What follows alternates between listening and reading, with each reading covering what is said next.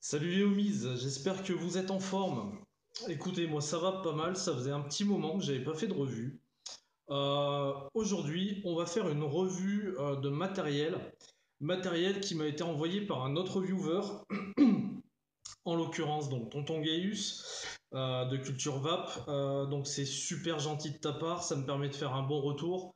On en a parlé tous les deux, bref, hyper cool dans le partage, ça fait plaisir. En plus, un matos qui m'a intéressé.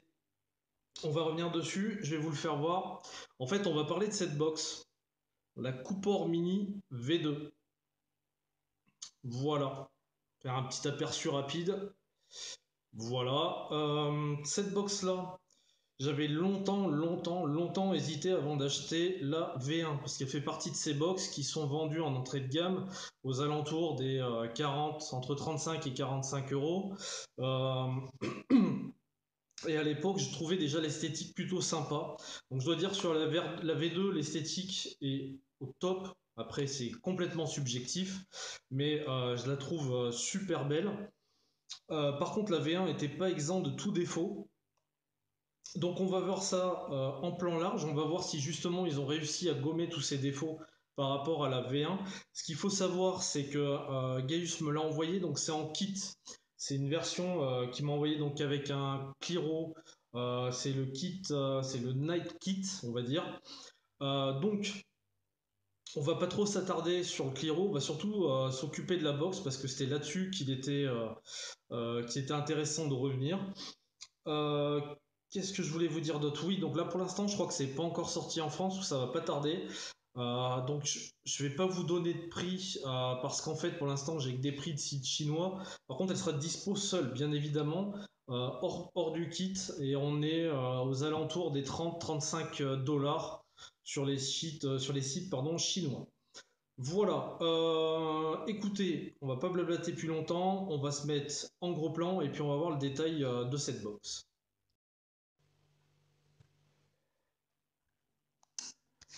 Voilà, les amigos, en gros plan, donc comme je vous disais, Gaius m'a envoyé la box, alors c'est sous forme de kit.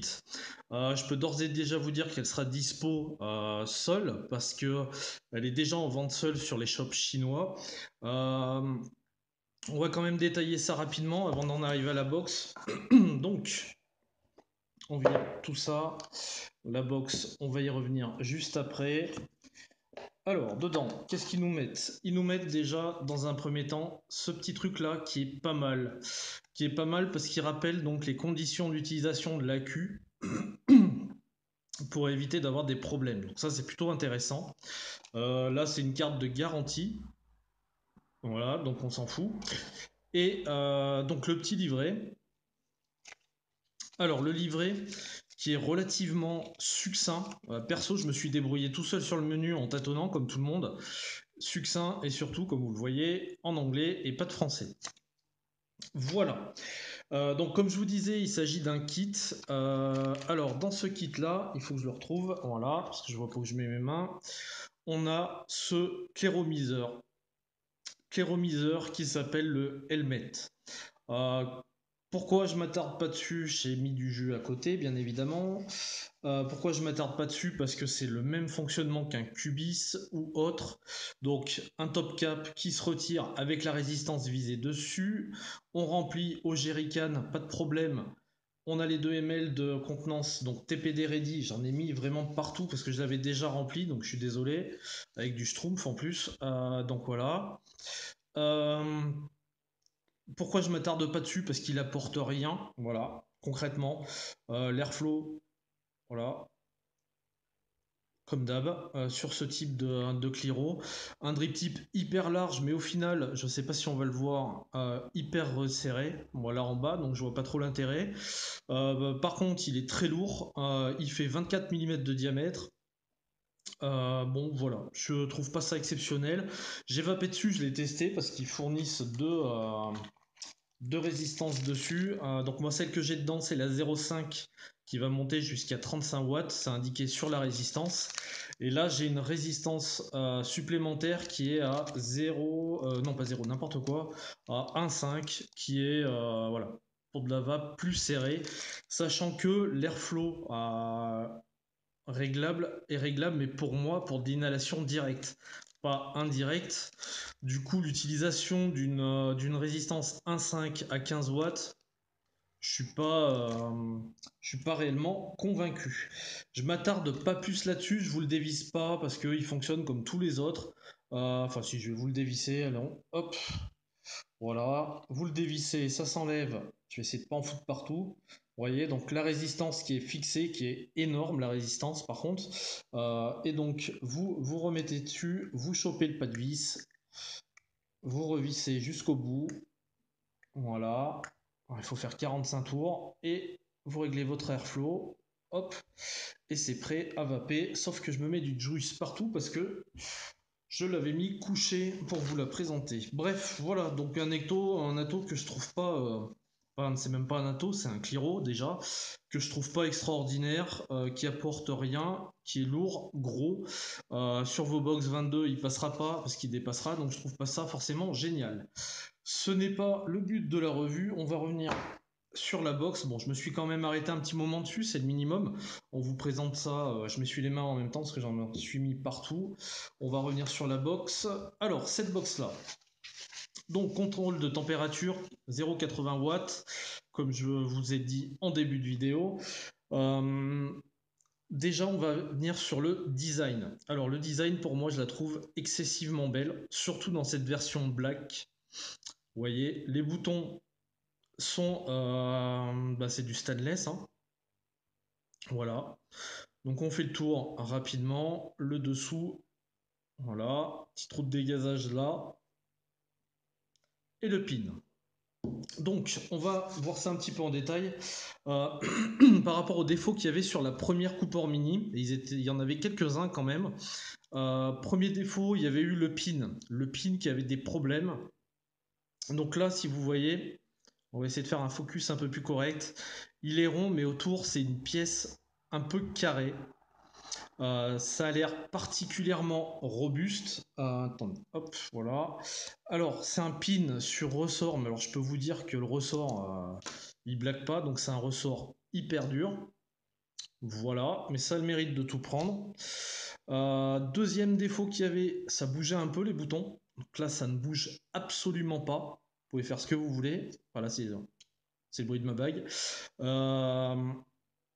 Ils sont pas cliquis et surtout, écoutez-moi ce bruit. Voilà. C'est ferme, ça bouge pas une oreille, c'est vraiment excellent. Autre défaut qu'on avait, donc le port USB qui nous servait uniquement, je crois, sur la première, si je dis pas de bêtises. Je sais même pas si on pouvait la recharger. Il n'y avait pas de mise à jour. Enfin bon, bref, c'était pas terrible. Là, on peut faire les deux. J'ai testé la charge, que je conseille pas, mais j'ai testé la recharge sur le port USB. Je peux vous dire que ça va extrêmement vite. Voilà, ça fait de temps en temps au boulot, quand on voit que la queue est un peu bas et que la journée est longue, si vous avez de quoi le brancher, franchement, ça recharge très vite. Autre défaut, le capot qui se baladait partout. Là, j'aime autant dire que celui-là, donc vous voyez, j'appuie avec mon pouce, je fais pas semblant.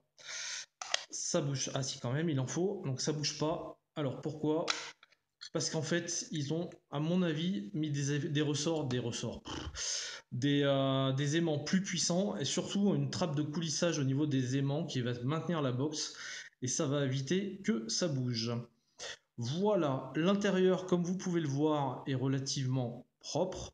La connexion, il n'y a plus de ressort, c'est ce fameux pôle qui ressort. Euh, Bien dur aussi, bien ferme, donc c'est pas mal. Je pense que ça devrait bien tenir dans le temps. Donc bon, après c'est du plastique. Alors noir sur noir, c'est un peu chaud à vous faire voir, mais donc là vous avez le plus et le moins qui sont indiqués. Il y a des trous de dégazage par ici aussi, c'est-à-dire qu'on a, alors là je peux pas vous le faire voir, je suis désolé. Ouais, là.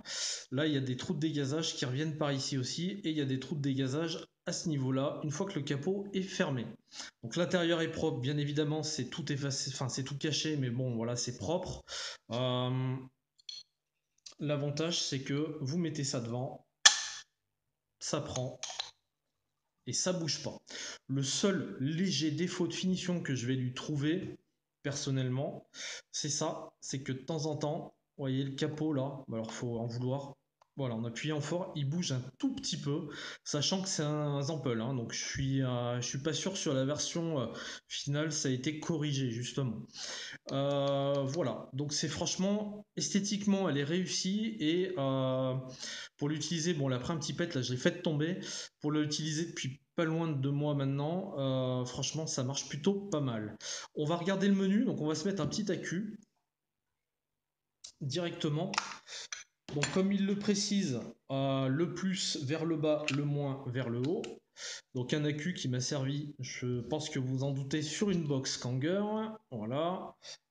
On remet le capot, ça bouge pas une oreille, ça c'est juste génial. On appuie 5 fois dessus et magie, elle s'ouvre. Elle nous donne. Alors, il y a l'upgrade, donc là c'est la version 1.05. Elle nous dit welcome, donc ça c'est toujours sympa. Euh, Bref, donc du coup on va se mettre un petit ato dessus pour le menu, ça sera un peu plus simple. Bon bah mon classique, hein, le Talkbot V2, vous avez l'habitude de voir. Alors, parce que je trouve que le setup est pas mal comme ça.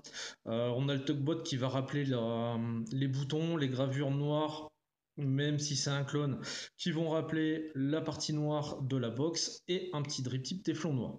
Bref, donc le menu. Alors, première chose sur ce menu, c'est que vous pouvez appuyer 15 000 fois sur le bouton Fire. Ça va tout vous faire, sauf éteindre la box. Voilà. Pourquoi? Parce que c'est une box qui va se mettre en veille. Voilà, je fais déloquer la puissance toute seule et qui va finir par s'éteindre toute seule. Si vous voulez l'éteindre immédiatement, il faut passer par le menu. C'est un défaut qui n'en est pas un, parce qu'au bout d'un moment, elle va se mettre en veille, et après la veille, elle va finir par un autre moment par s'éteindre. Donc voilà, c'est plutôt cool.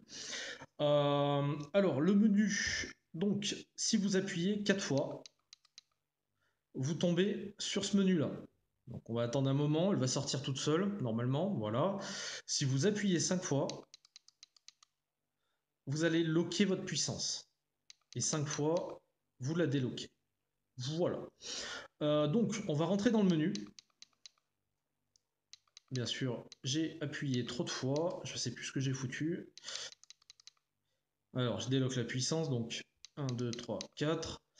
Voilà. Premier menu, la courbe. Alors, la courbe, c'est quoi? C'est le choix entre le mode wattage et le mode contrôle de température. Voilà. On valide en appuyant dessus. Le stretch. Alors, le stretch, c'est quoi? C'est l'attaque du coil. Alors, j'ai découvert ça et je m'en suis rendu compte tout simplement en l'utilisant. Au début, je croyais que la box envoyait trop façon istique et en fait, en réglant cette partie-là, donc le stretch, je me suis rendu compte qu'elle était en hard et quand je l'ai mise à normal, donc on peut la mettre en hard, en max, en minimum ou en soft ou en normal, et ben je retrouvais une box qui fonctionnait normalement. Donc ça va donner une sensation que ça va attaquer très vite sur le coil et après ça va rebaisser un peu. C'est une forme de, je sais pas, de contrôle, on va dire, qui peut marcher sur du Cantal. Franchement, l'intérêt, il n'est pas énorme. En tout cas, moi, j'y ai pas trouvé mon compte, donc je l'ai mis en normal, je m'en sers normalement, il n'y a pas de souci. On retourne dans le menu, on a la pipe. Alors, la pipe, c'est quoi? C'est le nombre de puffs, tout simplement. Quand vous appuyez, après, vous circulez, donc là, il y a eu un puff.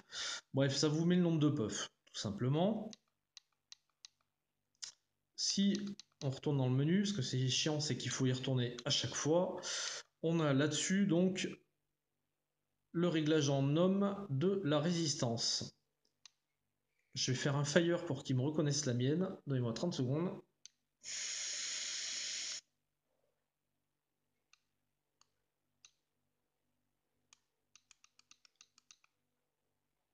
Alors en plus, je suis en train de découvrir un truc avec vous, les amis, et ça, c'est pas mal. J'étais dans le menu. Non, c'est pas ça.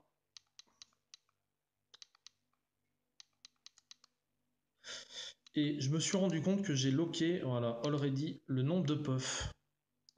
Donc maximum puff, j'avais mis 1 et je pouvais plus prendre de barre. Voilà. Puff reset. Yes. Donc voilà, already. Donc je reprends ma barre. Pour ça reconnaisse la résistance. Alors honnêtement, le fait de bloquer le nombre de puffs, on peut le faire, c'est bien, vous voyez, je viens de le découvrir avec vous.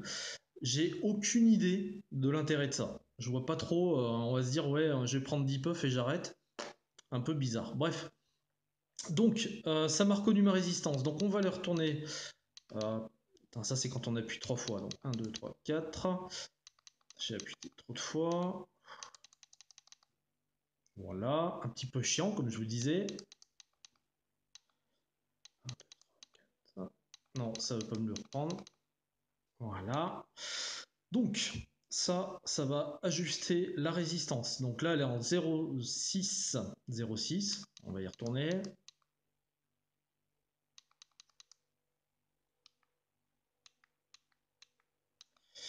Et donc, si je veux la mettre à 0,6 tout rond, j'appuie dessus, je valide et ça me la prendra à 0,6 tout rond. Ensuite, on continue, j'ai appuyé trop de fois, excusez-moi les amis, 1, 2, 3, 4, bon, non plus. Voilà, donc, on arrive là-dessus, c'est pour le contrôle du NI 200, voilà. Ensuite, les paramètres, donc la luminosité, le réglage droite-gaucher, paramètres de la box, ok, donc on s'en fout un petit peu, là j'ai appuyé trop de fois. Et donc ça c'est bon, voilà. Et le défaut que je lui trouve plus ou moins, c'est que pour l'éteindre, on va là-dessus, power on, vous appuyez, ça met off, et là, votre box va vous dire au revoir. Donc vous ne pourrez l'éteindre directement que comme ça. Voilà.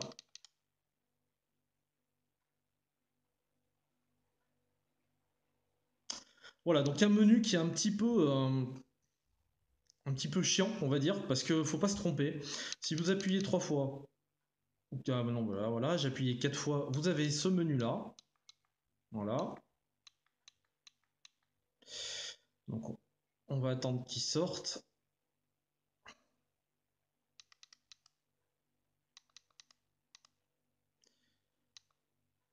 Tac. Et si vous appuyez 5 fois, ça va vous loquer le power. Voilà. Et vous le déloquez. Donc du coup, pour l'éteindre en direct, il faut passer par le menu. Voilà. Alors après, je sais pas, moi perso, je vois toujours quasi pareil. Ça reste du wattage. Réglage de la résistance, je connais la valeur de ma résistance, je m'adapte, il n'y a pas de souci. Bon, voilà, c'est un menu qui est un petit peu longué, mais qui est pas forcément... je sais pas comment vous dire. D'un côté, il est un petit peu chiant parce qu'il faut pas se tromper dans le nombre de fois où on appuie pour arriver justement à ce menu-là. D'un autre côté, il est quand même assez clair et il permet de faire pas mal de choses, y compris des choses dont on se tape royalement. Mais bon, voilà, c'est un menu correct, on va dire. Après, bon, bah, vous allez utiliser ça et ça pour augmenter le wattage et le voltage si vous voulez vous mettre en volt. Et le fire. Voilà, donc du coup, comme je vous disais, on va la faire monter. Elle va jusqu'à 79,5. 79,6, je vais y arriver, et 80 watts. Voilà, maximum. J'ai pas testé le contrôle de température parce que j'ai pas de fil pour, parce que je m'en sers absolument pas. Voilà, donc de 1 à 80.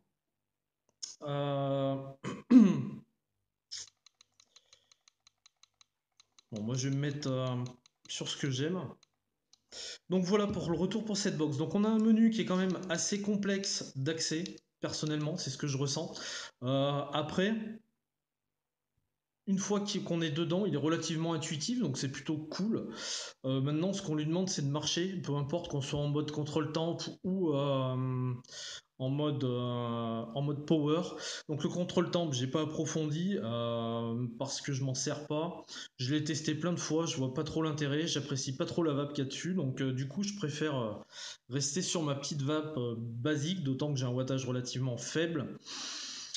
Voilà, écoutez, pour moi, elle a gommé les erreurs de fonctionnement qu'elle avait. Voilà, elle a un écran plutôt clair, sympa. Les boutons sont vraiment de qualité, le pin est de qualité, le capot se balade pas comme dans la première version. Voilà, rien à dire par rapport à tout ça. Après le menu un peu chiant, mais bon, voilà. On va se retrouver en plan large et puis on va débriefer là-dessus.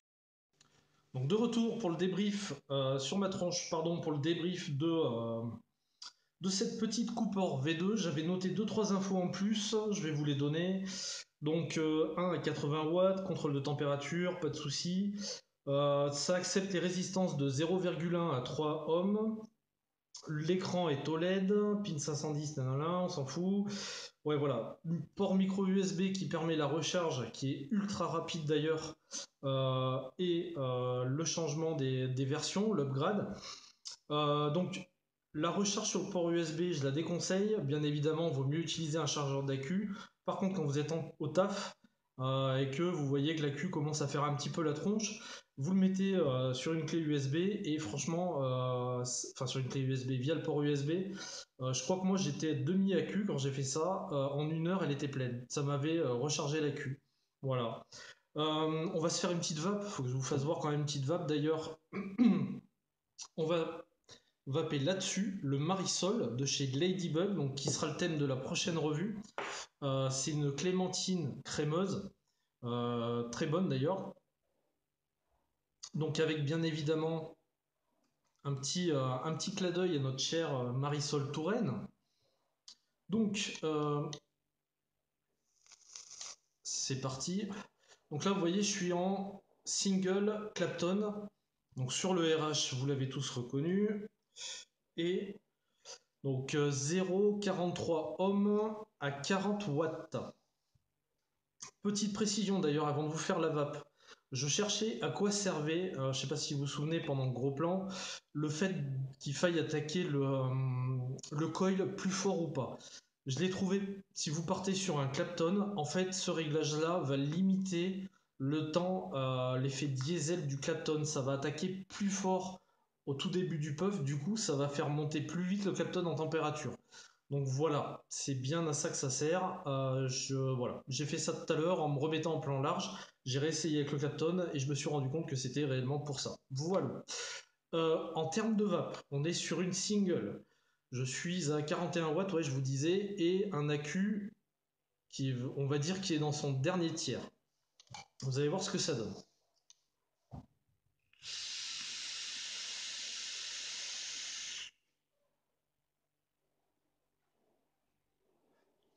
Alors ok, je suis en max VG, mais pour une petite box simple accu qui va être en France aux alentours des 45 balles, ça envoie quand même du poney.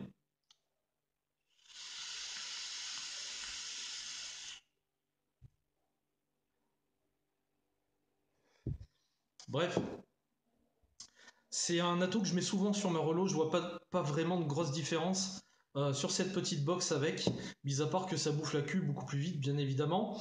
Euh, on va faire positif, négatif, hein, ouais, si on veut dire. On s'attarde pas sur le kit parce que je trouve le Cliro pas franchement top. Alors après, il est comme les Cubis et autres, hein, voilà, il se remplit facilement, TPD ready, etc. Par contre, en termes de saveur, je le trouve pas génial. Le drip tip aussi large, j'ai pas trop apprécié parce qu'au final, il est vraiment resserré au bout, donc il n'y a pas un réel intérêt. C'est un Cliro qui fonctionne correctement, il n'y a pas de souci, mais bon, voilà, c'est pas la panacée. Concernant la box, ce qui est cool, c'est que tous les défauts de la V1 sont gommés. On a un capot qui tient, on a des boutons qui sont pas cliqués, on a un pin qui est fiable, on a quoi d'autre, pas le temps de latence qu'il y avait sur la V1. Ouais, franchement, ils ont gommé toutes les erreurs qu'il y avait dessus. à mon sens. Et surtout, c'est une box qui offre une très bonne vape. J'ai essayé différents atos. Là, c'est pour vous faire voir parce que c'est pas ma vape habituelle, hein. Vous savez que je vape aux alentours des 22 watts. Donc, que ce soit en dripper, en Cliro et en ato tank, franchement, les saveurs sont là, ça vape correctement. J'ai pas eu de défaut, pardon, notoire. Franchement, il n'y a pas de souci, quoi. Après, petit défaut pour moi, c'est cette espèce de menu que je comprends pas. Il faut faire, alors 3 clics, vous arrivez sur un petit menu. 4 clics, vous arrivez sur le menu principal. 5 clics, vous allez locker votre box, enfin votre puissance. Franchement, c'est chiant parce que quand on se plante, il faut ressortir, recommencer. Par contre, une fois qu'on est dans le menu, il est super intuitif. Pour moi, ils auraient dû tout faire dans le menu principal et on n'en parlait plus. Voilà. Après, le fait qu'elle s'éteigne toute seule au bout d'un certain temps sans utilisation, je trouve ça bien. Du coup, le fait de l'éteindre sur le moment, en passant par le menu, même si c'est un peu lourd, au final, il n'y a pas intérêt à le faire, puisqu'au final, on sait qu'elle va, dans un premier temps, se mettre en veille et après s'éteindre définitivement. Donc voilà. Euh, Franchement, elle marche bien. C'est une bonne petite box en single. Et surtout, elle est super jolie, quoi. Bon, mon a tout ouvert dessus, ça fait un peu pérave, mais bon. Voilà.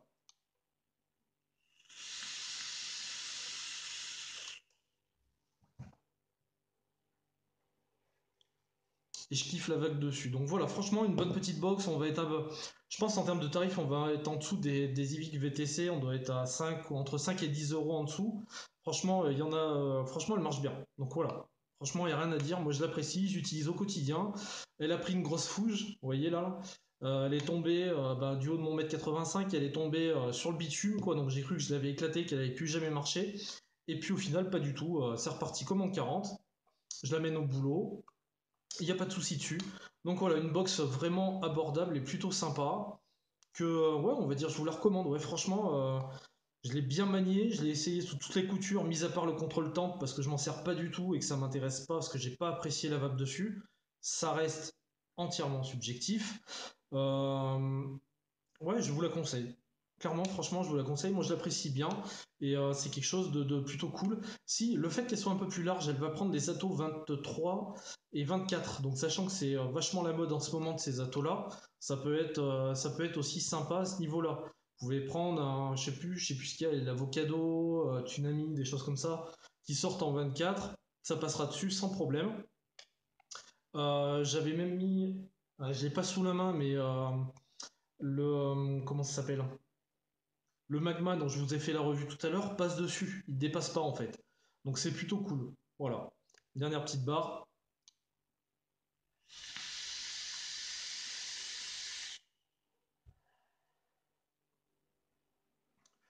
J'ai oublié de vous préciser, elle prend les résistances, donc bien sûr c'est de 1 à 80 watts, les résistances de 0,1 à 3 watts, 3 ohms, pardon, je vais y arriver, putain c'est dur.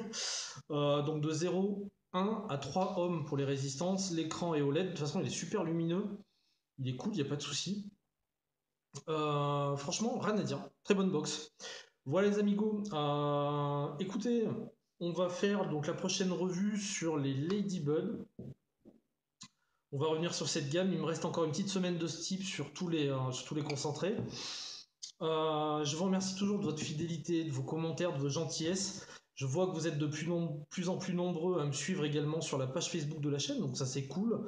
Ouais, on discute bien, c'est sympa, j'apprécie franchement. Merci à vous pour tous vos coms. Voilà, c'est cool. Je vous kiffe comme d'hab. Écoutez, je vous souhaite une excellente fin au début de journée selon le moment où vous regardez la vidéo. Et puis je vous dis à très bientôt pour la prochaine revue. Ciao, ciao.